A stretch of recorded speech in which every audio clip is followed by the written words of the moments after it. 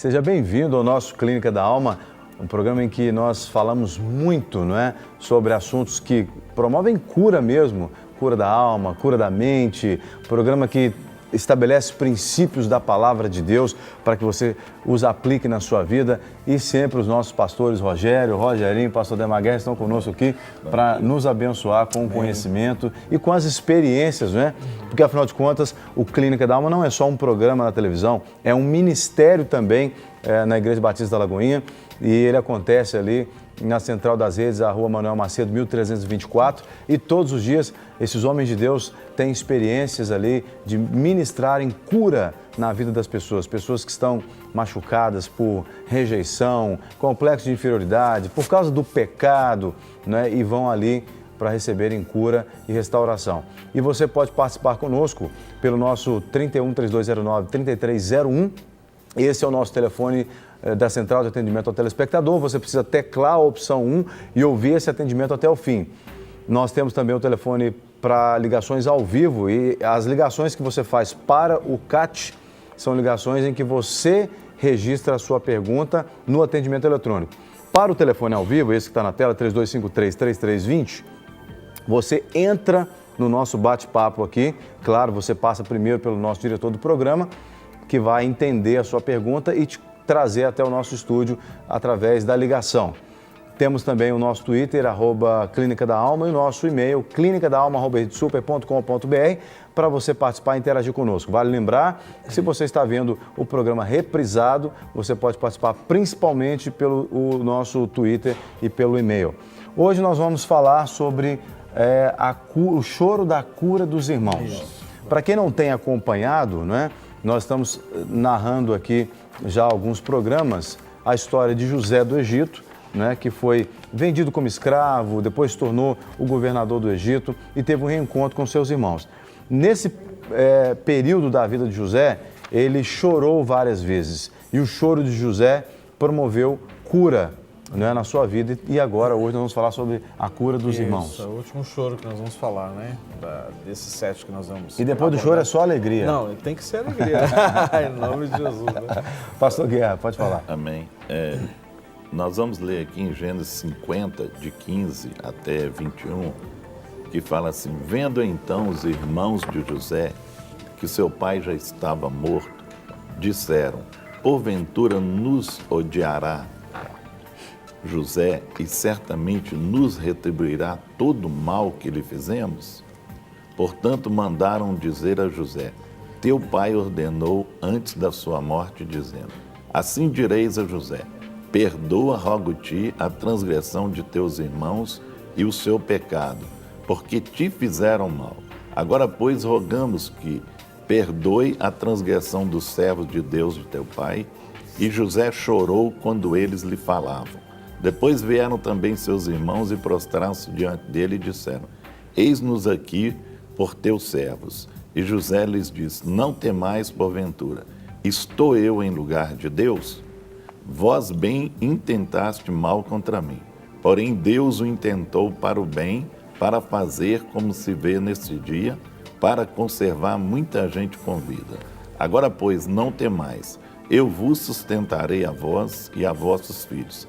Assim os consolou e falou segundo o coração deles. Né? Havia um medo aqui na questão do pai ter falecido, se realmente José ia continuar dando cobertura para os seus irmãos. Né? O medo deles foi esse. Bom, meu pai morreu agora. Agora José vai descontar tudo que nós fizemos com ele. Vai descontar tudo, né? Então houve esse medo. Então nesse choro dele aí, ele mostrou mais uma vez que ele não ia abrir mão daquilo que ele prometeu ao pai, que era proteger os irmãos. Nós vamos aprofundar nisso, mas antes a gente tem uma participação ao vivo, que é a Rosimeire Xavier, aqui de Belo Horizonte, e ela quer fazer uma pergunta para a gente. Rosimeire, seja bem-vinda, Deus te abençoe. Oi, bom dia. Tudo bem? Eu agradeço a Deus pela participação aí com vocês. Eu sempre assisto esse horário de almoço. Bom, a minha pergunta é o seguinte: eu tenho uma sobrinha, ela perdeu a mãe tem 8 meses, mas ela está chorando muito. E eu gostaria de saber dos pastores se porventura está sofrendo com o sofrimento da alma. Ela tem quantos anos? Minha sobrinha está com 30 anos. E você disse que ela tem chorado muito. Isso, ela tem chorado muito diariamente. E ela já é cristã, não? Ela já é cristã. Bom, e você aparentemente não vê nenhuma razão para esse choro acontecer frequentemente? Não vejo, até porque a mãe dela também era uma pessoa cristã, muito temente ao Senhor. Mas eu estou sem ação, sem saber o que fazer com esse choro dela, está me perturbando muito. Isso já acontece há quanto tempo, Rosemary? Tem 8 meses que ela perdeu a mãe dela. Sim, entendi. É porque eu não tinha entendido no primeiro momento que ela havia perdido a mãe. Sim. Então, desde que a mãe faleceu, ela tem se, vamos dizer assim, clausurado e chorado muito. Isso. Tá bom. Nós vamos responder pela televisão para liberar a sua ligação. Obrigado pela participação. Por nada, eu que agradeço. Boa tarde. É típico, né, de pessoas que perdem um ente querido, né? E se nós pensarmos a respeito da questão da perda, do luto, 8 meses até assim, é normal alguém que era assim muito ligado, né, e esse vínculo afetivo, de amor, a pessoa assim chorar e ficar um pouco, né, abatido. Alguns reagem de uma forma um pouco mais diferente, né? Em alguns momentos passados a pessoa chora, sente a falta, isso é normal. Pela psicologia, é considerado normal até 2 anos. Agora não assim, chorar todos os dias, todo momento, toda hora, então a gente precisa avaliar. Mas na realidade ela precisaria aí de um acompanhamento, de uma ajuda, né? Nós estamos colocando à disposição, inclusive nós temos um grupo terapêutico lá na clínica, especificamente para ajudar as pessoas a saberem lidar, elaborar bem essa questão da perda e do luto, né? Então é um grupo assim com no máximo 10 pessoas, que é dirigido por uma psicóloga que faz parte do Ministério. Então é justamente para ajudar essas pessoas a saberem lidar com essas perdas, a saber elaborar direitinho essa questão. Então assim, já que ela é aqui de Belo Horizonte, quiser entrar em contato conosco lá no Ministério, ou ir diretamente lá, ou fazer um contato telefônico. Então, nós temos aí o nosso endereço, os contatos telefônicos. Você pode entrar em contato lá e eu tenho certeza que vai ser uma bênção na vida dela. É interessante, não é? Ouvir o testemunho que a Rosemary trouxe sobre a sobrinha que tem chorado pela perda da mãe, né? Porque isso dá para a gente fazer um paralelo um pouco com a situação que o pastor Guerra leu na Bíblia, dos irmãos de José, não é? Que após a perda do pai, tem esse momento de quebrantamento. Não é? No caso dos irmãos de José, eles não estavam, vamos dizer assim, deviam estar sofrendo pela perda do pai, mas o sofrimento atenuou-se mais por causa do medo de serem rechaçados, abandonados, não é? Quer dizer, já estão, entre aspas, abandonados pela perda do pai e agora vou sofrer mais ainda. Exato. Mas a perda, normalmente ela gera medo. Né? Normalmente uma pessoa morre, a pessoa fala, o que eu vou fazer agora para frente? Como é que vai ser minha vida? Quem que vai me cobrir? Quem que vai me acompanhar? Né? Até agora, ainda mais quando você tem independência daquela pessoa. E os irmãos de José aqui, eles dependiam do quê? Dessa ligação do pai com José ali. Então, enquanto meu pai estiver vivo aqui, vai haver toda a cobertura. Mas agora, perdi, como é que eu vou arrumar agora? E a pergunta é essa, o medo é esse. É como que eu vou arrumar agora? E a preocupação deles foi essa. E José tornou a chorar e falar com eles, não temas.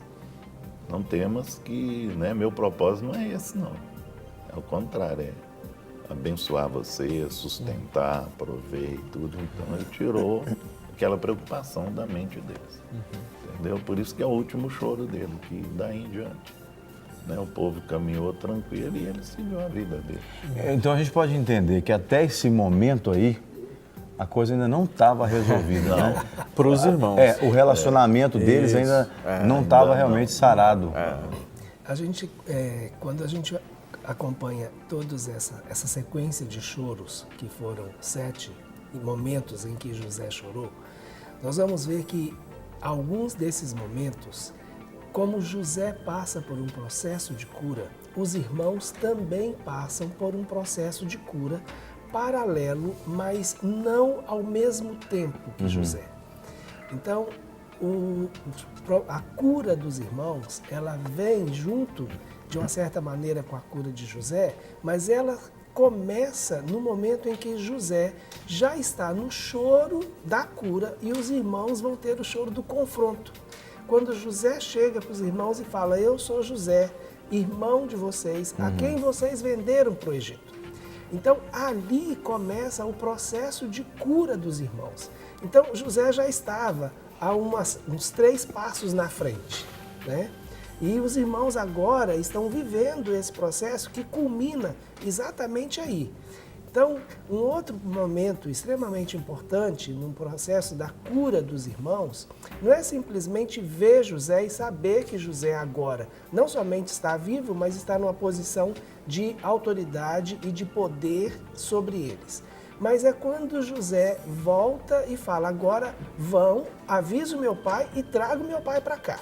Naquele momento, conforme a gente já falou no programa anterior, os irmãos foram confrontados e eles tiveram que confessar a mentira. Então, numa situação que estava encoberta por aproximadamente 20 anos, ela teve que ser revelada, porque eles tinham mentido para o pai falando que José tinha morrido.